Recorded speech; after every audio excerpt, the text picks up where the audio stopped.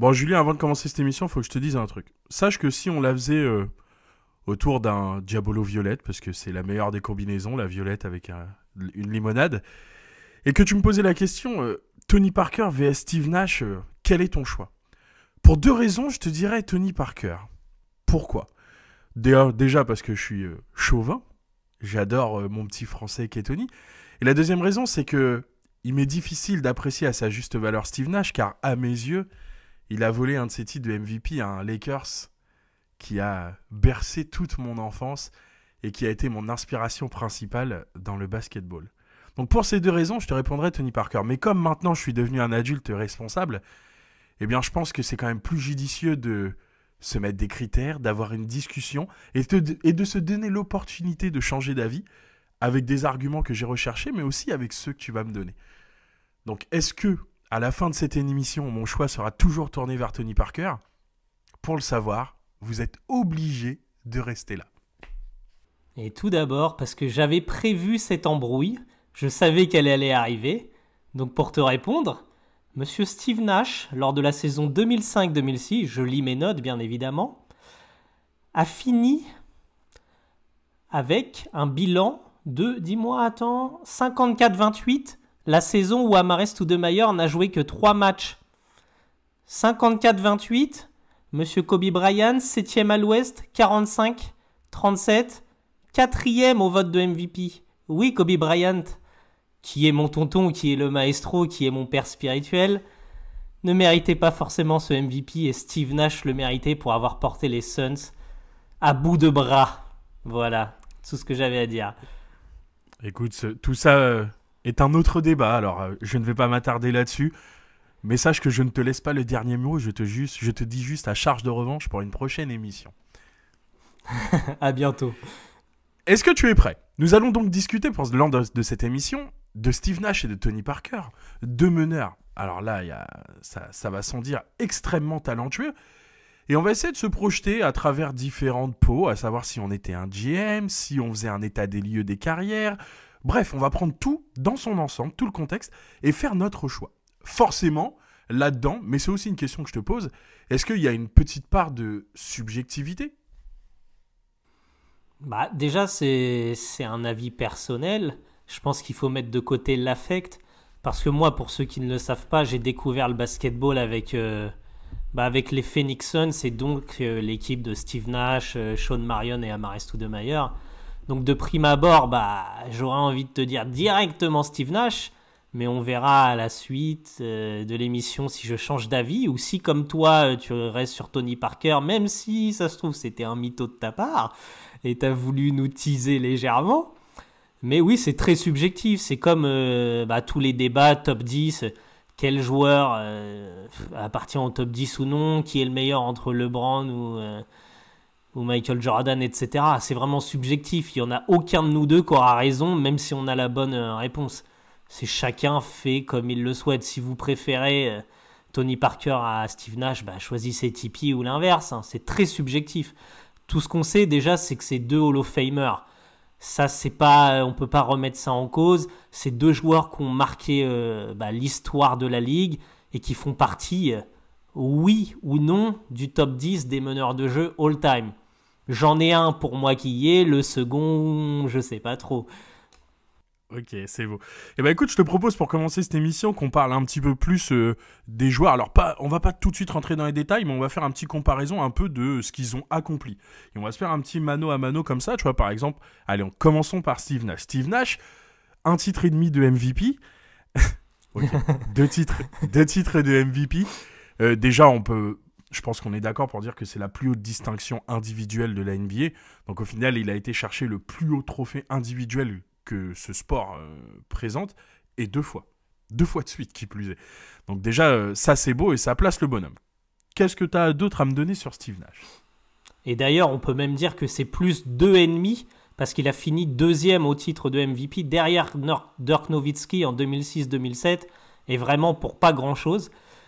Et pour continuer dans ton sens, je cite une grande légende, quelqu'un qui, quand il est sous taga, il est capable de dire des grandes pépites.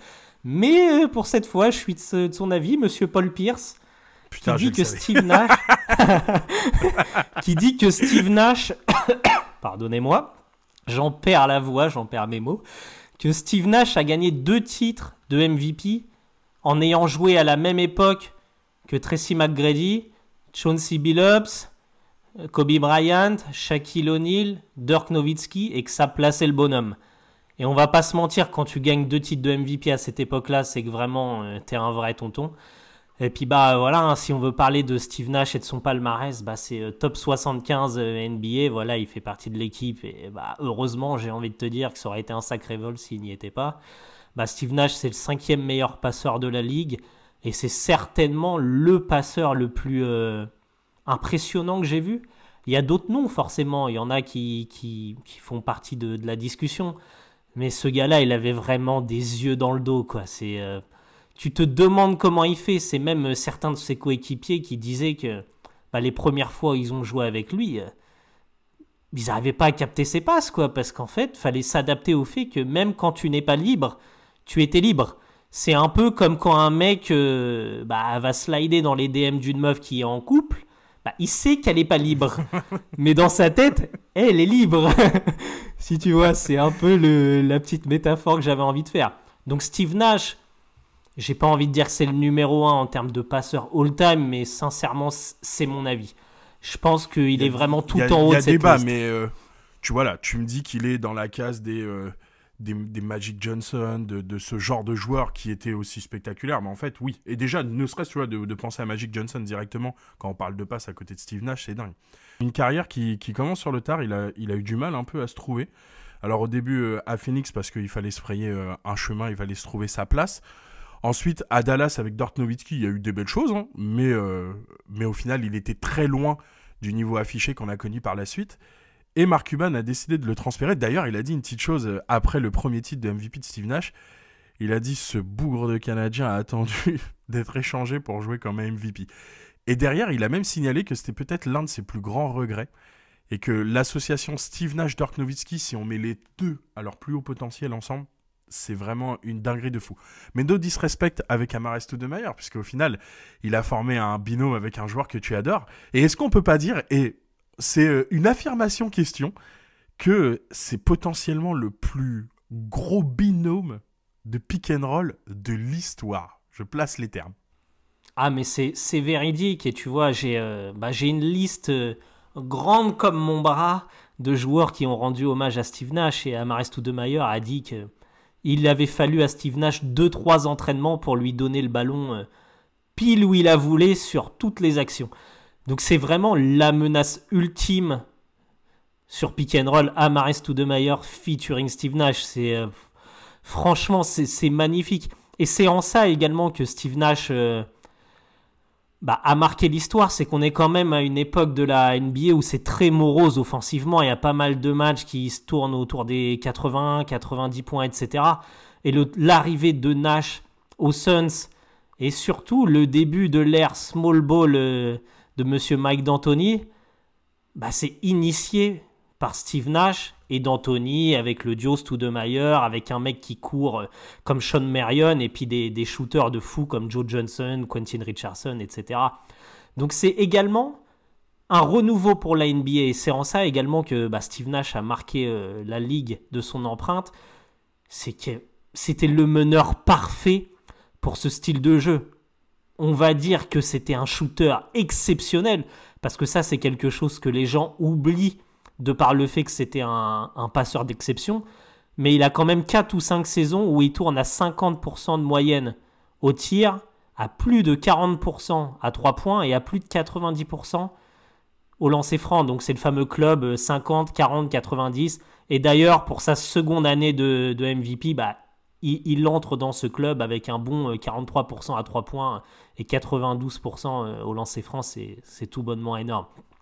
Mais ouais, c'est une affirmation et je ne serai pas ton adversaire sur celle-ci, car derrière moi, il y a un petit maillot d'Amar'e Stoudemire, donc forcément, oui, un meilleur duo sur pick and roll, on valide.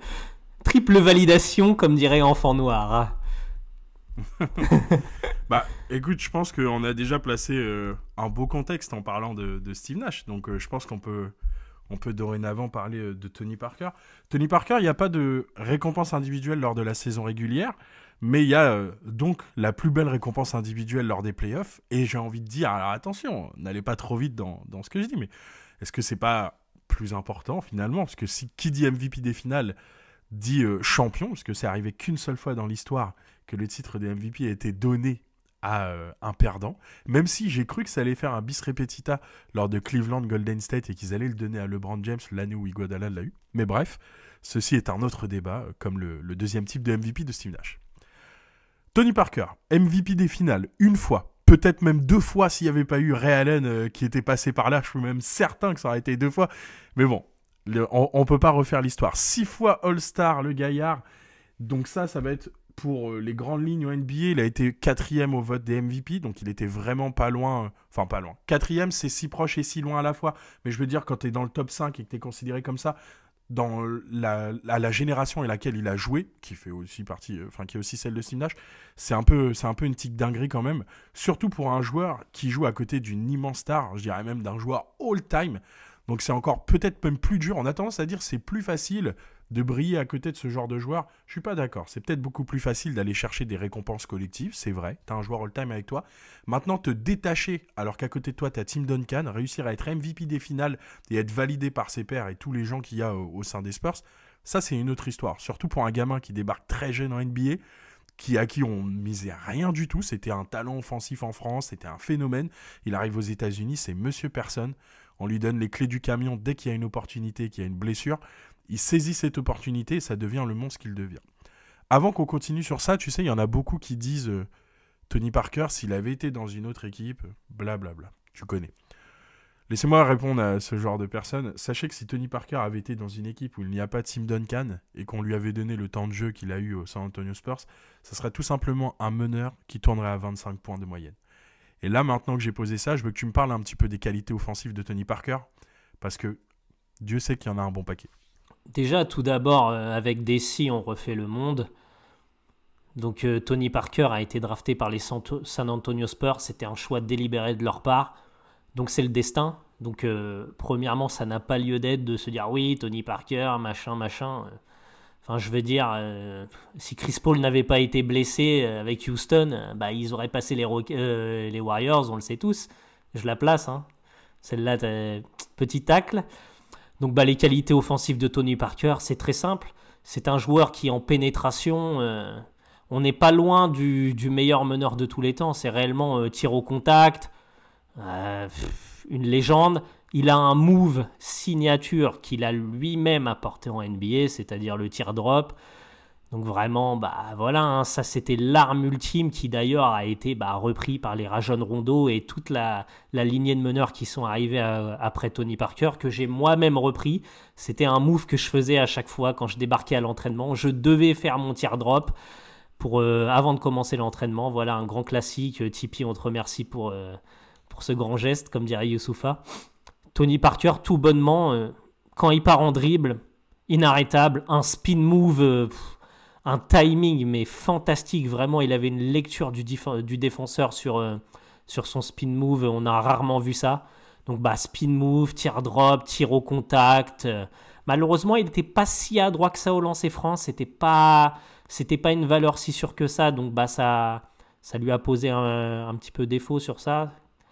Mais sinon, après, Tony Parker, au début, il est arrivé dans la ligue avec un tir extérieur quasi inexistant.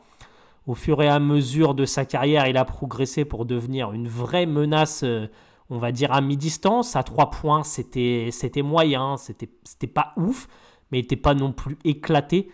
Mais vraiment, il a rajouté ça à ses qualités offensives, d'être une menace à 5-6 mètres, où vraiment, tu étais obligé de défendre sur Tony Parker à 5-6 mètres. Alors qu'au début de sa carrière, justement, il y avait beaucoup plus de trappes sur Tim Duncan parce que notre ami Tony Parker n'était pas une menace extérieure. On a parlé des qualités offensives des deux joueurs. Posons tout de suite les choses sur la table. Lequel des deux est meilleur offensivement pour toi ? Déjà, le meilleur passeur, c'est Steve Nash. Ça, il y a zéro doute. Par contre, je tiens à le dire, Tony Parker est très sous-estimé à la passe. Il est quand même 21e all-time. Donc bon, il n'est pas 521e. Tony Parker, pour que les gens se disent une chose, c'est pas loin, c'est un peu en dessous, c'est pas loin de 6 passes de moyenne en carrière. C'est ça, c'est quand même un mec, à la passe, il est très bon. Il n'était pas spectaculaire à la passe, mais c'était quand même un meneur qui savait gérer son équipe, qui savait driver et mettre C'est un vrai meneur. ses coéquipiers dans de bonnes dispositions. Donc le meilleur passeur, c'est Steve Nash. Le meilleur scoreur, pour moi, c'est kiff-kiff. Sincèrement, c'est kiff-kiff. Les deux étaient vraiment capables de se dire, ok, ce soir, j'en mets 40. J'ai pas vraiment C'était un style différent. On va dire Steve Nash allait les mettre en mettant des tirs à 3 points. Donc forcément, moins de tirs. Même si, quand il décidait d'en prendre 20, 25, ça arrosait. Et Tony Parker était plus, comme je l'ai dit avant, tir au contact dans la raquette. Donc réellement, en termes de scoring, je me dis c'est du kiff-kiff. Mais si on parle dans la globalité, gestionnaire d'équipe, savoir mettre en avant ses coéquipiers, parce que pour moi, c'est le détail qui fait la différence par rapport au scoring, je dirais Steve Nash, parce qu'il était plus capable de faire briller les gars qui étaient autour de lui. C'était vraiment, tous les mecs qui étaient autour de Steve Nash devenaient meilleurs à son contact. Alors que j'estime que Tony Parker est devenu meilleur parce qu'il était entouré de Tim Duncan et de Manu Ginobili. Ça l'a aidé, on va dire. Alors que Steve Nash, c'était plus l'inverse. Je suis d'accord avec toi. Pour moi, ça joue à un mouchoir de poche, mais si je devais donner mon point à quelqu'un dans cette catégorie, je dirais Steve Nash. Et je vais pas partir plus loin que ça, parce que tu as déjà tout dit. Mais par contre, on va être obligé de parler forcément de la défense, parce que le basket se joue des deux côtés du terrain. Et pour la petite histoire, sachez qu'à une époque de ma vie, j'ai habité tout en haut d'une côte. On appelait ça le Titi Manjaro, une côte à 90 degrés. Je peux te dire, quand tu l'as montée à la fin, tu avais des genoux de dingo. D'ailleurs, petite anecdote, si tu la montes 3-4 fois par jour, au bout d'un mois, tu dunks. Il n'y a pas de débat là-dessus. Pourquoi je vous parle du Titi Manjaro ? Je pense que le terrain, du point de vue de Steve Nash, était comme ça. Du côté offensif, il le descendait à une vitesse, mais folle et vertigineuse. Du côté offensif, c'était dur de remonter le terrain. Et je pense que Steve Nash, c'est le joueur typique qui s'est dit écoute, au basket, pour gagner, il faut mettre plus de points que son adversaire, c'est tout. Je pense que je m'étais dit la même chose également. C'est beau, mais tu sais ce qui me dérange un peu, c'est qu'en tant qu'analyste, spécialiste, podcasteur, c'est un trait que j'aime pas et qui me dérange. Maintenant, à titre personnel, j'ai plus de Steve Nash que de Tony Parker. Mais, là, je ne parle pas de ma carrière sportive qui est très limitée. Je parle surtout d'analyse et en l'occurrence, pour le coup, sans dire que Tony Parker était un très grand défenseur. Je dis pas que c'est le cas. C'était un défenseur correct, capable de faire les choses, faire des bonnes choses. C'est pas un Jason Kidd, c'est pas un Chris Paul, mais c'est clairement pas un Steve Nash. Oui, je suis d'accord avec toi. Tony Parker n'est pas réputé pour sa défense. Mais si on le met à côté de Steve Nash, c'est comme si on te mettait toi face à moi. T'es toujours un meilleur défenseur que moi parce que t'avais une interception que je n'avais pas. Moi, j'étais juste un plot. J'étais un plot en défense, tout simplement. Donc, je suis un peu le Steve Nash et tu es le Tony Parker de cette catégorie. Donc, le point va à monsieur Tony Parker. Donc, nous sommes sur un partout, balle au centre, comme diraient les Orients. Ouais, c'est beau. J'ai envie de parler d'une chose, moi, c'est des confrontations directes. Tu vois, quand on était au quartier, pour savoir qui était le meilleur des joueurs, on disait, vas-y, faites un 1-1, le premier à 11, il va prouver qui sera le meilleur. Donc, attention, on va pas s'arrêter qu'à ça, mais si on parle des confrontations directes, les Spurs, ils ont mis un 4-1 à Phoenix, genre, bonjour, au revoir, mais j'ai envie d'aller plus loin que juste le collectif, c'est pas juste Spurs-Phoenix. Si on regarde la confrontation directe Tony Parker-Steve Nash, Tony Parker n'a jamais été effrayé par Steve Nash. J'irais même plus loin. J'irais même que Tony Parker n'a jamais parlé de Steve Nash comme un joueur qui lui posait des problèmes. Alors qu'à contrario, tu vois, il a toujours parlé de Kobe, forcément. Il a parlé de Chauncey Billups qui le saoulait, Stephen Marbury. Il y a eu des joueurs comme ça de cité qui sont de la même génération. Mais Steve Nash, pour lui, c'était... J'ai même une action, vous savez quoi ? J'essaierai de retrouver la petite vidéo et je vous la mettrai en story sur notre Instagram. Comme ça fait une petite dédicace. Et il y a une action où Tony Parker, il regarde ses coéquipiers, il y a Steve Nash qui arrive en face et il fait... Genre, laissez-le moi, je veux le jouer en ISO. Ça veut dire beaucoup de choses, ça, quand même. Ouais, mais ça veut dire qu'il n'était pas effrayé du défenseur Steve Nash. qui serait effrayé par le défenseur Steve Nash? Enfin, tu vois, pour moi, ça veut pas dire grand-chose. Ouais, il est pas effrayé d'attaquer Steve Nash, mais est-ce que Steve Nash était effrayé d'attaquer Tony Parker? Enfin, voilà, quoi. Non, mais il prend 4-1 dans les mirettes, et puis moi, j'ai tendance à dire que sur les confrontations individuelles... Ton 4-1, Joe Johnson, il est blessé, et Steve Nash, il est le nez cassé. Attends, Steve Nash, il se fait déboîter le nez, il le remet en place pendant le match, frérot. C'était contre les Lakers, c'est avant. Et le titre de Kawhi, il compte pas parce que Klay Thompson, il est blessé aussi. On va pas refaire l'histoire. T'as dit qu'avec Desi, on refaisait les choses. Non, c'est pas Desi. C'est pas Desi, là. Mais vous savez, là, vous voyez le vrai visage de Julien. C'est parce que Phoenix est touché, qui a attaqué, que ça le blesse. 4-1, ils ont pris une tartine. Non, je refuse d'admettre les faits. Je refuse de mettre le bras à l'aide. Moi, je le dis, dans les confrontations individuelles, Tony Parker a mis la sauce à Steve Nash. Non, c'est aussi une histoire de défense collective. Parce que oui, je suis d'accord avec toi, il n'y a pas de problème. Tony Parker a fait du sale à Steve Nash. Voilà, on sait que c'est pas un défenseur individuel. Déjà, ce qui est beau, c'est qu'ils défendaient l'un sur l'autre. Ça, c'est bien. Donc voilà, petite précision. Mais défense collective, bah voilà, quand t'es Steve Nash, quand tu sais que ça va fermer derrière, et puis que t'as le Lascar de Tim Duncan qui débarque, les Bruce Bowen et compagnie... Ouais, c'est chaud. Franchement, c'était chaud. Donc, bah ouais, hein, après, si on doit accorder un point sur les confrontations directes, résultats collectifs et l'un face à l'autre, on va le donner à Tony Parker. Ça fait 2-1 pour Tony P. Allez, on va la donner comme ça. À toi les studios, est-ce que tu as une belle question à me poser? Bah, je voulais parler réellement de polyvalence, de leadership. Est-ce que tu estimes qu'il y en a un des deux qui était plus leader que l'autre, ou est-ce que réellement tu penses que ça se tape?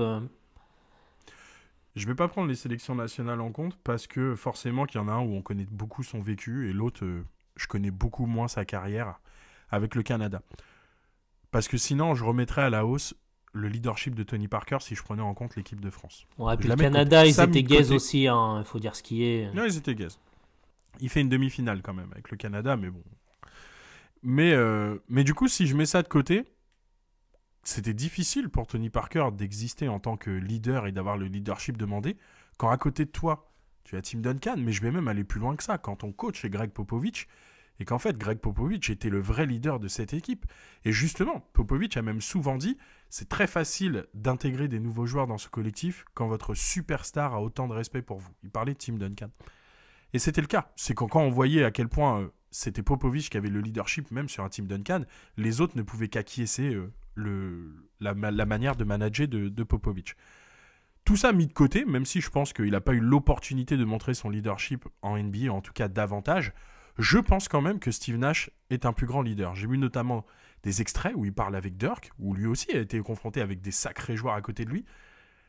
Et je trouve que Steve Nash est vraiment ce chef d'orchestre qu'il pense être. Je pense vraiment que ça soit dans le jeu, mais aussi en dehors du jeu, de la manière dont il montre l'exemple à l'entraînement, de la manière dont il va communiquer avec ses coéquipiers, de la manière dont, on le voit même encore, il a débarqué en tant que coach, ce que Tony Parker en tout cas a dit ne pas vouloir faire. Il est plutôt sur d'autres directives.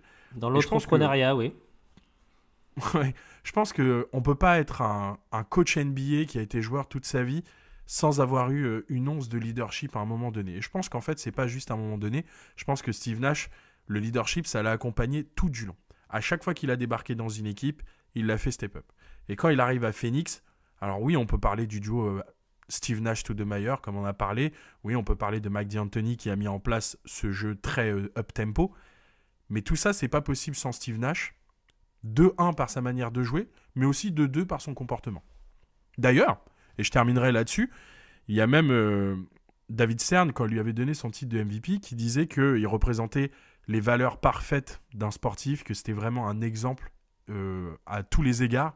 Et il parlait aussi de ce côté leadership, de tout ce qu'il faisait au sein de son équipe, mais aussi au sein de la ville de Phoenix, et que c'était vraiment un élément moteur qui traînait les autres vers la bonne direction. Et si ça, c'est pas la définition même d'un leader, d'amener les autres dans la bonne direction, je sais pas ce que c'est. Et puis bon, hein, jamais dans la tendance, toujours dans la bonne direction. Toujours dans la bonne direction. Voilà. Elle est pour vous celle-là, la Secret Connexion. Donc pour te répondre, Moi, je remettrai jamais en cause le leadership de Tony Parker. Comme tu l'as dit, il a joué à côté de très grands joueurs et d'un très grand coach. Donc forcément, bah, la lumière ne va pas forcément être mise sur toi. Mais pour tenir le choc, faut avoir une sacrée paire de baloches. Et il l'a démontré, Tony. Donc pour vraiment avoir un pop qui est sur ton dos H24 alors que t'es un petit qui vient de France et que t'as 19 ans et que tu t'imposes dès ta première saison, il y a du leadership en toi. Et tu l'as bien mentionné, on l'a vu en équipe de France. Donc Tony Parker, un énorme leader. C'est un gars qui a su prendre le ballon quand il faut, dans les derniers moments. Même dans la série où il met le fameux tir très clutch contre Miami en finale. Donc ça, pour moi, c'est un leader né. Voilà. Après, Steve Nash, voilà, je ne vais pas en dire plus que toi. Leadership exceptionnel pour toutes les choses que tu as citées. Donc si je devais accorder un point à quelqu'un, je le donnerais à Steve Nash. Mais ça se joue à un poil de fion, quoi. Tu vois, vraiment un poil gris, quoi. Donc on est, on va dire, sur du 2-2, quoi. Après, si on estime que la passe est un autre domaine, ça ferait 3-2 pour Steve Nash, etc. Mais c'est que des chiffres, hein, de toute façon. Les hommes mentent, mais pas les chiffres.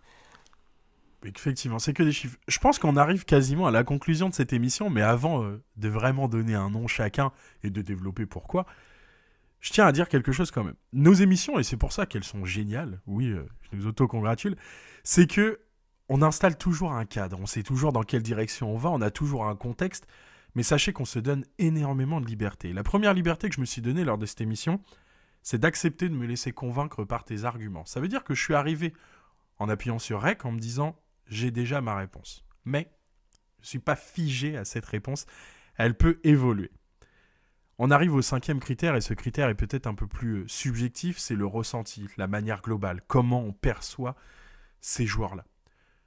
Je pense, je vais tout de suite donner ma réponse et tu donneras la tienne après, je pense que Steve Nash est un plus grand talent que Tony Parker. C'est même, j'en suis sûr. Je pense que si on parle en termes de talent pur, Steve Nash est au-dessus. C'est un génie du basket, on peut l'appeler ça comme ça. C'est vraiment, c'est un virtuose. C'est ce qu'on pourrait dire un Zidane du basket, comme les gens aiment dire. Maintenant, j'ai envie de dire que le basket, c'est pas que des chiffres. J'ai envie de dire que le basket, c'est pas que des stats. Et j'ai aussi envie de dire que la longévité, ça compte. Et Tony, il a été constant et très grand tout au long de sa carrière. Et c'est là que je vais mettre beaucoup de subjectivité dans ce que je dis. Pour choisir un joueur, on est aussi forcément attiré par les grands moments qu'il nous a fait vivre. Et forcément qu'en tant que Français, et je dis pas ça en tant que chauvin, je dis juste en tant que fan qui a suivi davantage son équipe, Tony m'a fait vivre de plus grands moments que Steve Nash. Tony m'a fait rêver. Tony m'a donné envie de dire « Ok, j'achète ton maillot ». Ce que Steve Nash n'a pas fait, mais c'est normal. Et en fait, j'ai commencé cette émission en disant si on était autour d'un Diabolo Violette et que tu me posais la question « Est-ce que je choisirais entre Tony Parker ou Steve Nash ?» Je t'ai dit que je prendrais Tony Parker pour 2 raisons. Mon avis a un petit peu évolué. Je pense que Steve Nash est un meilleur basketteur que Tony Parker. Mais je choisirais tout de même Tony Parker pour la raison que j'ai citée avant, parce que le basket, c'est aussi des émotions, et les émotions ne s'expliquent pas toujours. Donc si j'ai bien compris, tu choisirais Tony Parker en tant que meneur de ton équipe, c'est ce que tu nous dis ? Je choisirais Tony Parker en tant que meneur pour mon équipe. Alors attention, hein, je ne mets pas que le côté affectif dedans, je mets aussi le côté... je pense que Tony Parker, il a prouvé sur de nombreuses saisons qu'il est capable de jouer à différents systèmes, parce qu'en fait, même s'il n'a jamais changé d'équipe, son rôle a beaucoup évolué au sein de l'effectif. Pendant un moment, c'était vraiment le meneur de cette équipe qui doit gérer le tempo. À un moment donné, il a eu plus de responsabilités. Puis ensuite, c'est devenu le meneur très offensif, jusqu'à arriver à un point où c'était vraiment lui, le go-to guy des Spurs. Et en fait, je vois Tony Parker beaucoup plus polyvalent. Je pense qu'on peut l'assembler avec beaucoup plus de joueurs différents. Je le vois meilleur des 2 côtés du terrain. J'accepte le fait qu'au niveau de l'adresse, ça soit un petit peu moins bon. Mais Steve Nash, en fait, j'ai envie de te dire, est-ce qu'il brillerait dans un autre système que le système que Mike D'Antoni a mis en place ? Oh my God !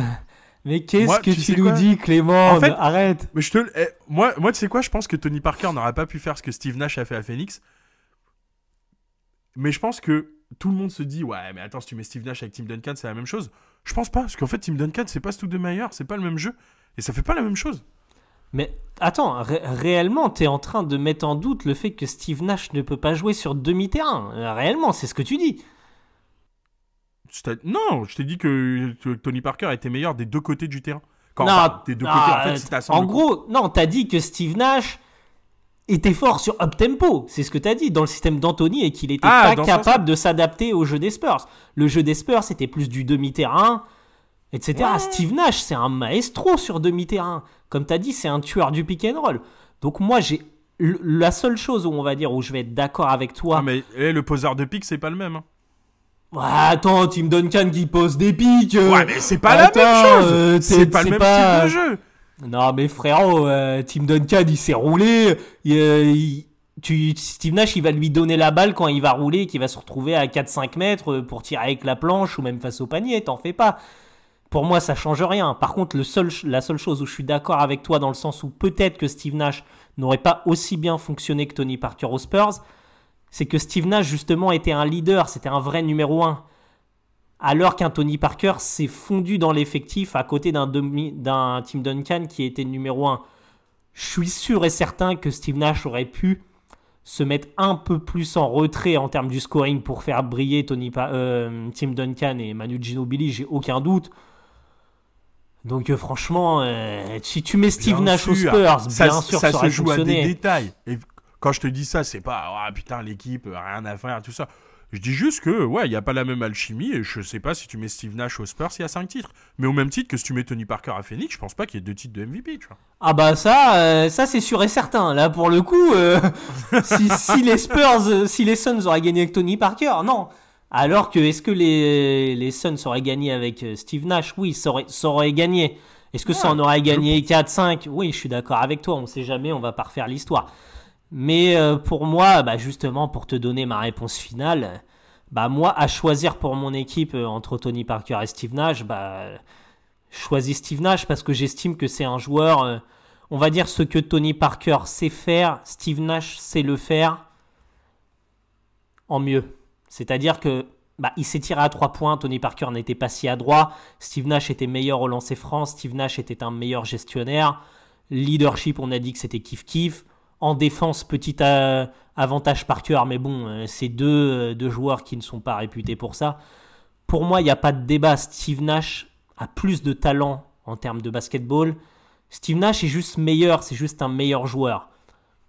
Donc pour moi, c'est Steve Nash. Si on part d'une page blanche et que tu me dis, bah, t'as ça d'un côté et ça de l'autre, je choisis Steve Nash. C'est ce qu'on a dit, c'est subjectif et c'est surtout 2 Hall of Famer. On n'est pas en train de comparer Steve Nash avec Raymond Felton, tu vois. Ah bah c'est clair. Bah tu vois, laisse-moi revenir légèrement sur mon propos. Alors attention, je les change pas, mais je m'ai dit que je m'accordais d'écouter tes arguments. Si là tout de suite je suis un GM et que je dois choisir un joueur, ok, peut-être que je prendrai Steve. Enfin ouais, il y a moyen. Enfin, je vois pas pourquoi en fait. C'est la question. Si je prends pas tout le background. C'est la question. En fait, si je prends pas le background qu'il y a derrière, à l'instant T, quel GM ne prendrait pas le meilleur joueur disponible? Et on l'a dit tous les deux que Steve Nash était le meilleur joueur des deux. Donc oui, en tant que GM, je prendrais le meilleur joueur disponible. Donc si on répond à la question de cette émission et qu'on dit ça, peut-être que je choisirais Steve Nash. Et encore que je vous ai dit que l'amour et les moments font que parfois il y a une partie subjective qui prend le part sur la raison.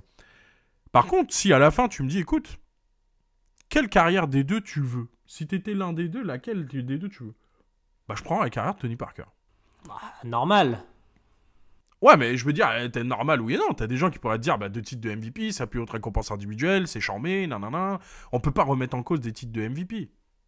Mais par contre, tu vois, des titres collectifs, forcément tu peux avoir débat. Sinon, Robert Horry, je l'ai déjà dit, serait l'un des meilleurs joueurs de la NBA avec Bill Russell. Mais là, le débat n'est pas là. Donc ouais, ok, si j'étais un GM, je prendrais Steve Nash peut-être, mais vraiment d'une courte tête. C'est vraiment léger. Mais je le prends. Parce que tu me demandes de choisir une carrière, je prendrais Tony Parker. Moi, dans mon argumentaire, j'ai pas pris les titres collectifs en compte. C'est un argument que beaucoup vont prendre, que possiblement tu vas avoir pris en cause, etc. Et je vais citer un contre-exemple. De base, on devait faire une émission Chris Paul, Steve Nash, Tony Parker. Et on s'est dit, ah bah tiens, c'est mieux de faire Steve Nash et Tony Parker, parce que c'est vraiment la même génération, il y a eu des duels, etc. Ce sera plus facile d'argumenter, etc. Mais c'est aussi parce qu'on était d'accord, on se l'est dit après, que Chris Paul était au-dessus, que c'était vraiment le plus polyvalent, parce que meilleur défenseur, il savait faire tout ce que les deux autres savaient faire de la même manière, et en plus c'était meilleur défenseur, etc. Mais on s'était accordé de dire que Chris Paul était meilleur, alors que collectivement, c'est celui qui a le moins de réussite des trois. Donc tu vois, elle est là la Ouais. balance. Quels Non, sont non, les, mais quels sont j'entends. les critères, quoi? C'est ce que tu as dit, quels sont les critères? Est-ce qu'on estime que les titres NBA sont vraiment le Graal ultime? Bah si on pense comme ça, oui, c'est Tony Parker qu'il faut choisir. Mais nous, réellement, on parle de joueurs. C'est comme si on dit Jimmy Butler contre Bradley Beal, bah, on parle des joueurs. Tu vois, réellement, et nous, c'était ça le débat. Ouais, Donc on ouais. tient à le repréciser, c'était vraiment Tony Parker versus Steve Nash en tant que joueur. Non, mais je suis d'accord. Je suis d'accord, tu m'as convaincu avec tout ça. Je pense qu'il y a aussi un côté où j'ai envie de redorer un peu. Redorer, attends, le grand mot, le blason de Tony Parker en France, parce que je pense que les Français aussi. Alors, il y en a forcément qui l'adorent, mais il est beaucoup critiqué aussi, notamment en France. Alors, souvent l'homme et pas le basketteur, mais on s'en fout, mettons ça de côté. On les connaît les Français, hein, toujours à Ouais, critiquer, c'est à ça. ouvrir Mais, leur mais en fait, gueule. ce que je veux dire, c'est que. Tu vois, avant de faire cette émission, j'ai parlé avec 2-3 personnes et tout. Je dis, ouais, on va faire une émission sur ça et tout, ça va être stylé. Et en fait, ils m'ont tous dit Steve Nash sans même débattre. Ouah, mais y a pas débat. Ouah, mais y a pas match, mais n'importe quoi et tout ça. Et en fait, je pense que plein de Français pensent comme ça et minimisent ce que représente un Tony Parker. Et moi, je voulais remettre aussi sur un piédestal parce qu'il le mérite. Pas juste pour dire, vas-y, je vais à l'encontre des arguments des autres. Rendez-vous compte que là, ouais, peut-être qu'en tant que GM, je choisis Steve Nash, j'ai changé d'avis, mais ça se joue à une crotte de nez. Ouais, et puis il faut quand même dire, moi aussi je fais partie de ceux qui estiment qu'il n'y a pas de débat, que Steve Nash est meilleur. Mais comme tu l'as dit, il faut remettre l'église au centre du village, quoi. On a mis Tony Parker à côté de Steve Nash. Rien que ça veut tout dire. Les fleurs, elles sont là. Tony Parker, il a rien à prouver, sa carrière, elle est exceptionnelle. Et si un jour un Français atteint ce niveau-là de carrière, on dira alors là, chapeau, parce que c'est pas gagné. Hein. Je peux te dire que le prochain Français qui aura le même palmarès, peut-être qu'il n'est pas de ce monde, ou au mieux, ce sera Wemby. Donc franchement, grand respect à Tony Parker. Moi, ma réponse, elle est claire, nette et précise depuis le début, c'est Steve Nash. Mais Tony Parker, monsieur Tony Parker, et d'ailleurs, s'il veut nous rejoindre sur une émission un jour, il sera toujours le bienvenu parce qu'il a marqué la NBA et le basketball français. Donc, grand respect à Tony Parker. On tenait à 30 tes fleurs. Après, c'est comme tu as dit, c'est que subjectif. Avant l'émission, on a un avis. Pendant l'émission, on en a un autre. Et peut-être qu'après, je te dirais, non, c'est Tony Parker. Mais voilà, quoi. Et Tony Parker, il y a combien de meneurs qu'on peut mettre au-dessus de lui franchement, la liste, elle est très très courte. Hein. Je sais même pas si demain, c'est pas trop. Donc, Steve Blake, Raymond Felton. putain, quoi. Et d'ailleurs, parce qu'on parle de français, qu'est-ce que j'aurais aimé voir Mustapha Sonko en NBA. Ah, ça c'est l'un de mes regrets, ça, Mustapha Sonko. On en place une pour toi, grand chef.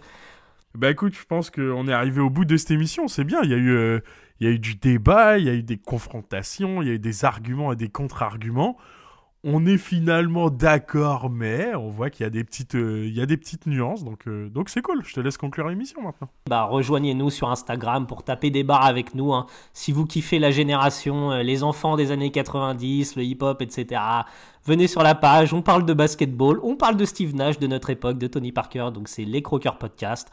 On est sur YouTube, donc présentement, vous pouvez nous admirer. Clément s'est fait une belle coupe pour aujourd'hui. Voilà, un dégradé, même pas un dégradé, c'est 6 mm, comme il m'a dit, en mode t'as les fous. Donc rejoignez-nous également si vous voulez la version audio, si vous allez au sport, vous êtes dans le bus, dans votre voiture, au bord du bolide. C'est Apple Podcast et Spotify. Ciao, respect à Tony Parker, respect à Steve Nash, deux tontons du basketball mondial, et go Knicks.